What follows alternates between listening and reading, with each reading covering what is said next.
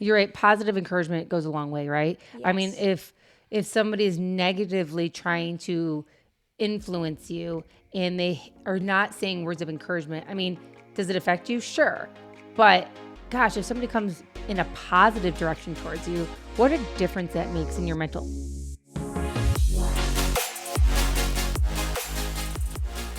Hello, everyone. We are Greg and Jacquie Francis, and welcome to High Performance Parenting, where our passionate goal is to encourage you to raise champion children in a crazy world. Every week, we will bring you multiple episodes from our extensive experience of raising our six happy, healthy, successful, godly kids who are confidently equipped to win big in life. We deeply believe that any parent who is provided with the right knowledge and continuous support can raise amazing kids. And when they do, all of our futures get better. If raising up future generations of absolute champions matters to you as much as it does to us, here's how you can contribute.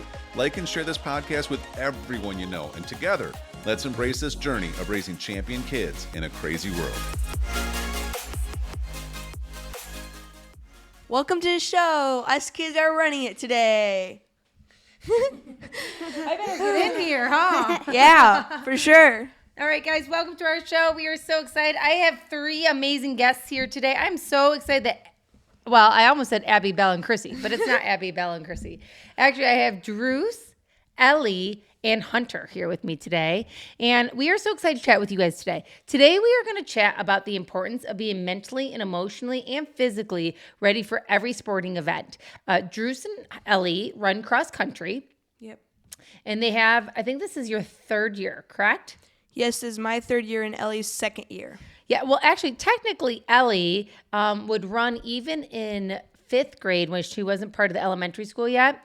Just none of her scores counted because she wasn't part of the school, but they let you run with her, which I will just tell you, she definitely gave people a run for their money because her little legs compared to like the eighth graders were so small, but many times she still came in the top 10, even in fifth grade.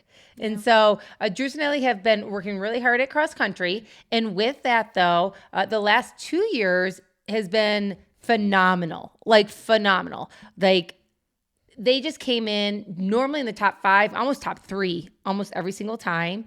They worked really hard, both mentally and physically, and they were just really excited for the sport. Like, it's usually the first sport of the school year, so it's hanging out with their friends, it's getting around the coaches, it's getting excited about the new school year, and this was definitely one of those sports that they were excited about.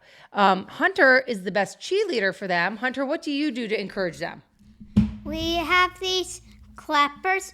Sometimes I bring my maraca, but my mom brings the clappers so she can clap for them. I maraca for them because my maraca actually sounds just like the clappers. So I do the clappers. Sometimes, most of the time, I actually do the clappers. So I just changed my mind to do the maracas. Yes, Hunter is our best cheerleader. She literally, every single time there's a race, she is the one loud and proud for her siblings. So with that, I want to talk with Druce and Elli a little bit. So Druce, how did the cross-country season start off? Well, it was a little rough beginning. I mean, it was we didn't practice before the season, so when we got to the season, it like started off a little rocky. It was kind of it was like a wake up call eventually because when we first got in, it was like okay, we were practicing fine, but when the first race came, some of the kids who had been practicing all summer were beating us, and we were just like, whoa, like. They were practicing all summer and we weren't, and we were just behind, and that was our fault, you know, but we just needed to realize that people work for this sport, and it's going to be hard and it's going to be fun. That's right. Elli, how about you? What were you thinking when you first came in? I was thinking, wow, I got this all good. I did so good last year. I'm going to do great this year. And when our first race came, it didn't go that great for that. So after a couple races, I was like, well, I really need to get going on this cross country if I want to do well in this sport. That's good. And so at first, the first couple of races were pretty disappointing. I will just tell you, Druce and Elli really didn't seem to be doing their best at all. I mean, it actually was pretty frustrating for them and also for us, because as a family, like, we definitely love doing sports, but we like doing it well. We like giving it our all. We like to be in it to win it. You know, it doesn't mean you have to be first, but we need to know that you've been trying your very best. And I think when we first started off the season, Dad and I felt like you guys didn't really care that much about it. For sure. We were giving it our all. Like, one of our standards in our houses, we were just thinking that we would be good enough. But really, we had to try hard in a sport. Like every sport, you can't just go out there with what you think is skill, but really you still have to try hard for it. Yeah. What did you think, Druce? Honestly, it was like almost like we thought we could get away with not working hard and being good. It's like, how did we think about that? Like, Does it ever work out that way? No, like, it doesn't. It doesn't even make sense. No. Like, how did we? But eventually, you were like, you know, you got to try your hardest to be good at this, and it's like, you know, we weren't trying our hardest, and we needed to. So now that we've been doing a lot better, I mean, I'm starting to see the results that I wanted in the beginning, but it's starting to work out well. That's right. So after a couple of disappointments where, like, you guys were disappointed, Dad and I were just like, we're not sure what's going on. They're just not doing it to the standard that they normally do with excellence. And we always told you, though, hey, our love is unconditional. We love you guys, but we just know you can do better, right? But you have to choose that for yourself. So what was the mental switch that you decided you were going to do better?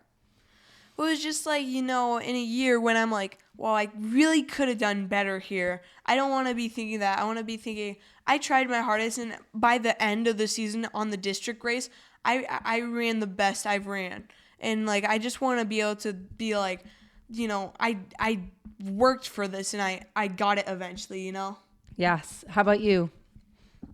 For me, I know, like, I have to work hard for it all. So when I worked harder in my practices and everything, I really got better results. I got more in the top 10 than the top 20 that I was getting in. I felt like I saw improvement now, but I know when district comes, I'm going to try my hardest, and I'm going to be well fit mentally and physically in every way. That's good. And so with that, you guys made a choice, and I kind of saw the shift in Druce. It was so funny because they were doing, again, like they said, they were doing okay, just not amazing at the sport. And then what happened was some of the high school boys came to check out the middle school races. Some of the high school kids had run with Druce 2 years in a row, I think it was, at least, maybe one. And Druce looked up to him. You know, you definitely looked up to them. These were good runners. They were runners that Druce was actually hanging with all the time. The high school coach came over and was like, I hear Druce is a good runner. I've heard from a couple of the students. I'd love to meet him. Would he run for us? So what happened in that race? Well, it was kind of like, I need to perform well for this high school coach, you know? So I actually did. That was probably one of my best races of the season, and it was great because, like, all my buddies from a year or two ago got to come, and, you know, it was really fun being able to see all of them again, and it felt like, you know, it felt good to have a good race, you know, in front of everybody like that. So you were pretty motivated. Yeah. Right. Because what's neat at our school is that the high schoolers sometimes will run, not with the runners, but kind of alongside to make sure that they're encouraging them and motivating them. And so one of the gentlemen that you respect was doing that, right? Yeah. So he was pretty much encouraging you to go full out, not half out, right? Yeah. Yeah. And that was one of Druce's best races. And I just look back now, and it's like, that's the power of positive, like, enforcement. Sometimes, even as parents, we have all these great ideas. We want to encourage our kids. We want to motivate our kids. But sometimes peer pressure in the most positive way is the best kind of pressure. Yeah. So what happened after that race is? Well, honestly, I started doing a lot better. Like, that race my dad couldn't get to, but the next one, Dad was like, I'm really seeing an improvement in you. And it was great hearing that from him, where in the beginning of the season was like not really doing good. And it's like, you know, you guys were applauding me for working hard and getting to the spot that I was, and I felt really good about that. That's great. How about you, Elli? So when the high school girls came with a little positive push, how'd you feel? I felt like I could do this. Like when they're encouraging me and saying my name, I'm like, wow, they really know me. They know I can do this good. So I was like, might as well do it good while I'm here. And I felt like when they were encouraging me, it gave me new like strength to go faster, to go more, because like just encouraging somebody can help somebody go a lot faster in the races or meets or whatever you're doing in the sport. You're right. Positive encouragement goes a long way, right? Yes. I mean, if somebody is negatively trying to influence you and they are not saying words of encouragement, I mean, does it affect you? Sure. But gosh, if somebody comes in a positive direction towards you, what a difference that makes in your mental. Exactly. Like it really made my mental a lot more like I can do this. I can go faster. I can do a good sprint at the end. I can do all these good thoughts instead of saying like, what if I don't do good today? What if this happens or that? And I'm like, well, with all this positive mental encouragement, it really helped me a lot through that race to get one of my best races that day too. That's great. So what are we looking forward to now? What do we have left? We have one more meet this week, and then we have districts the next week, which is the biggest meet, which will be really fun. And I'm very excited about this districts meet because in the district we have 9 teams, and out in that race, the top 10 players get a ribbon. And the last few, so my first year I got 40th in that race. The last year I got 13th. I was so close to top 10, but this year I'm gonna do it. I know I can do it, and I just need to push myself. That's right. I mean, how many kids race in this with you? 90. No, more than 90. It's top 10 of every team. So actually, yeah, close to 90. Close to 90 to 100 kids race. And so being in the top even 20 is really impressive, but being in the top 10 is a whole new level. Yeah. Yeah. So you're ready for it? Yes. So I watched the kids and they've been now pushing themselves at new levels. They're encouraged. They're excited. And I think if anything, parents, like sometimes we sit there and we think, gosh, did I do something wrong? Did I not do enough to encourage them?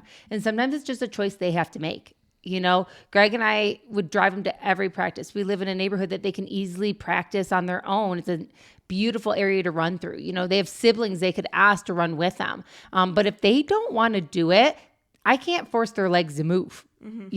They have to make that choice. Can we give them mental encouragement and teach them skills? Of course. But once you guys made that choice, it's kind of like what Elli said, you just weren't living up to the standard, right? Of what our house, your best is enough, but your best is required. And if we're not going out there and doing what is required of us, then you know what? We're not fulfilling truly what God's mission is for us. Yeah.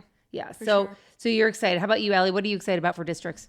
I'm excited to beat this one person that I've been looking up to this whole season, at least stay close to her because she's our number one in the school, and I want to stay close with her during the race and then come out with a top 10 placing. That's right. So I'm excited. Can't wait to have you guys on again soon to hear how you did at districts. Yes. Bye. Bye. Hey everyone, thanks for listening and thanks for your love and support. We hope that today's episode added tremendous value to you and your family.